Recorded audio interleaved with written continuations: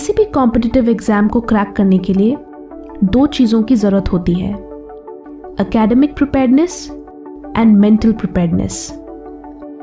Academic preparedness के लिए तो आपको बहुत हेल्प मिल जाएगी, both online and offline, but mental preparedness is something जो आप खुद ही डेवलप करते हो। इनफैक्ट मैं तो ये कहूँगी कि कॉम्पिटिटिव एग्जाम्स एकेडमिकली स्ट्रांग लोगों के लिए नहीं, मेंटली स्ट्रांग लोगों के लिए है। So before going into the tips, मैं इस बात को एम्फसाइज करना चाहूँगी कि यूजुअली कॉम्पिटिटिव एग्जाम्स की जर्नी बहुत लंबी होती है एंड इसे पूरा करने के लिए आपको सही माइंडसेट, स्टैमिना और अंडरस्टैंडिंग की ज़रूरत है। तो अगर आपके अंदर वो मेंटल टफनेस है तभी आप इस रेस को पूरा कर पाओगे, वरना किसी भी तरह की कोचिंग, मोटिवेशन या स्ट्रैटेजी आपके काम नहीं आएगी। सो ये बात हमेशा ध्यान में रखें। And now let's talk about how to prepare for competitive exams. Firstly, किसी भी एग्जाम को क्लियर करने के लिए प्रेजेंस ऑफ माइंड ज़रूरी है। लास्ट मिनट तक पढ़ने से सिर्फ स्ट्रेस और एग्जॉशन होगा।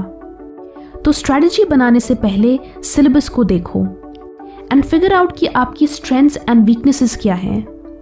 जैसे आप किन सब्जेक्ट्स को लेकर कॉन्फिडेंट हैं, आपको कहाँ ज़्यादा मेहनत करने की ज़रूरत है, आपकी answer writing skills, time management skills. कई स्टूडेंट्स तैयारी तो बहुत अच्छी करते हैं लेकिन टाइम मैनेजमेंट को इम्पोर्टेंस नहीं देते और वहीं चूक जाते हैं। So figure out your strong points and weak points and come up with a strategy that works best for you. Second point is resource limitation. Syllabus को एनालाइज करने के बाद आप अपनी रेफरेंस बुक्स की लिस्ट बनाओ। आपको ज़्यादा एडवांस लेवल बुक्स कंसिडर नहीं करनी है, जो स्टैंडर्ड एंड बेसिक बुक्स हैं उन पर ही फोकस करो। ज़्यादा बुक्स पढ़ने से कंफ्यूजन भी होगा और टाइम वेस्ट भी, so stick to the basics. Always remember that fewer books and multiple revisions is the key. अपने रेफरेंस बुक्स की लिस्ट बनाने के लिए कंसिडर ऑथेंटिक सोर्सेज, जिन्होंने एग्जाम क्लियर किया है या जो टॉपर्स रह चुके हैं, उनकी बुक लिस्ट से आइडिया लो। दोस्तों, वीडियो में आगे बढ़ने से पहले एक अनाउंसमेंट। MBA एस्पिरेंट्स जो ZAT, IIFT, CMAT and TIS की तैयारी कर रहे हैं, वो अनअकैडमी के इस जनरल नॉलेज टेस्ट सीरीज को ज्वाइन कर सकते हैं। ये टेस्ट सीरीज बिल्कुल फ्री है। आप नीचे दिए गए लिंक से इसमें एनरोल कर सकते हैं using the referral code FundaTube। ये 23 नवंबर से शुरू हो चुकी है और इसकी टाइमिंग है एवरी मंडे सुबह 11 बजे से 12 बजे तक। इन टेस्ट को एक्सपर्ट फैकल्टीज द्वारा प्रिपेयर किया गया है और हर टेस्ट के बाद सेम डे उनकी इन डेप्थ एनालिसिस भी होती है, दोपहर 2 बजे से 3 बजे तक। तो आप भी इसका पूरा फ़ायदा उठाएं, इससे आपकी अच्छी प्रैक्टिस होगी और आपको अपनी तैयारी का भी अंदाज़ा होगा। सो एनरोल करने के लिए डिस्क्रिप्शन पे दिए गए लिंक पे क्लिक करें। Now back to the video.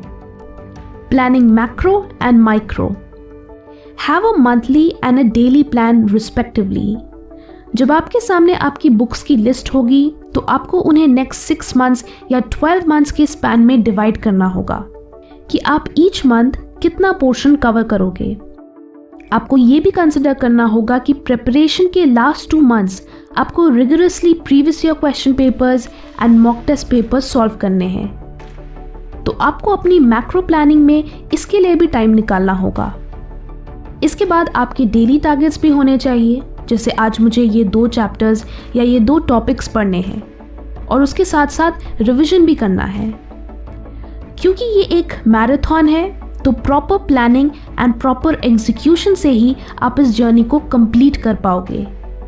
Initially आप बहुत हार्ड वर्क करोगे बट धीरे धीरे जोश ठंडा पड़ता जाएगा and then you will fall behind. So track पे बने रहने के लिए एक मैक्रो एंड माइक्रो प्लान होना ज़रूरी है। Number 4, breakup time. Competitive exams के लिए आपको एक दिन में कम से कम 2 से 3 अलग अलग चीज़ें पढ़नी पड़ती हैं, चाहे वो न्यूज़पेपर हो या कोई पर्टिकुलर बुक या फिर रिवीजन। तो आप अपने टारगेट्स के हिसाब से अपने दिन को डिवाइड करो और कंटिन्यूअसली पढ़ने के बजाय 2 से 3 घंटे के इंटरवल्स में पढ़ो। ऐश्वर्या श्योरन, जिनकी 2020 यूपीएससी सिविल सर्विसेज एग्जाम में 93rd रैंक आई थी, उन्होंने एक इंटरव्यू में कहा था कि वो 10-8-6 फॉर्मूला यूज करती थी, यानी 10 घंटे पढ़ाई, 8 घंटे सोना और 6 घंटे जो मन आए वो करती थी। आई थिंक यूपीएससी जैसे टफ एग्जाम के लिए ये एक बैलेंस्ड अप्रोच है। अगर आप 10 घंटे पढ़ सकते हो तो, वरना आप 6 घंटे पढ़ो और 10 घंटे जो मन आए वो करो। In any case, focus more on your daily targets and not the number of study hours. Number 5. Prepare notes. अगर आप किसी भी एग्जाम के टॉपर्स के इंटरव्यूज देखें तो लगभग सभी नोट्स बनाने की इंपॉर्टेंस को हाईलाइट करते हैं। नोट्स शॉर्ट एंड इफेक्टिव होने चाहिए, जिससे रिवीजन टाइम में आप कम समय में सारी इंपॉर्टेंट चीजें कवर कर लें। Number 6. Multiple revisions. Always remember, study plus no revision is equal to no study. It's not possible कि आप कोई भी चीज़ एक बार पढ़ो and आपको लास्ट मिनट तक सब कुछ याद रहे, unless आपकी फोटोग्राफिक मेमोरी हो, and even then it's a challenge. इसलिए एवरी डे मिनिमम 1 घंटा रिविजन को दो, या हफ्ते में 1 दिन रिविजन के लिए अलॉट करो। Number 7. Previous year question papers.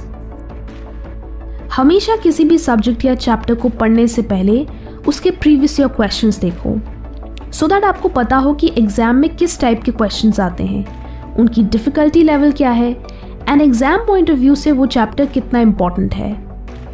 Otherwise आप अननेसेसरी चीज़ें याद करने में अपना टाइम वेस्ट करोगे। ऑल्सो एग्जाम से पहले आपको rigorously previous year question papers and mock test papers solve करने होंगे। इससे आपको क्वेश्चंस के पैटर्न का आइडिया होता है, जिससे आप कॉमन टाइप के क्वेश्चंस को आइडेंटिफाई कर पाओगे। पेपर सॉल्व करने से आपको अंदाजा होता है कि आपको किन एरियाज में और मेहनत करने की ज़रूरत है। सो ये एक फीडबैक लूप की तरह भी काम करता है, जिससे आप अपनी प्रेपरेशन अकॉर्डिंगली एडजस्ट कर सकते हो। सो फ्रेंड्स, ये थे कुछ टिप्स जो आपकी कम्पिटिटिव एग्जाम्स की तैयारी में बहुत हेल्पफुल होंगे। कमेंट करके बताएं आप किस कॉम्पिटिटिव एग्जाम की तैयारी कर रहे हैं। वीडियो अच्छी लगी तो लाइक करें एंड बहुत अच्छी लगी तो शेयर भी करें। Thanks for watching and stay focused.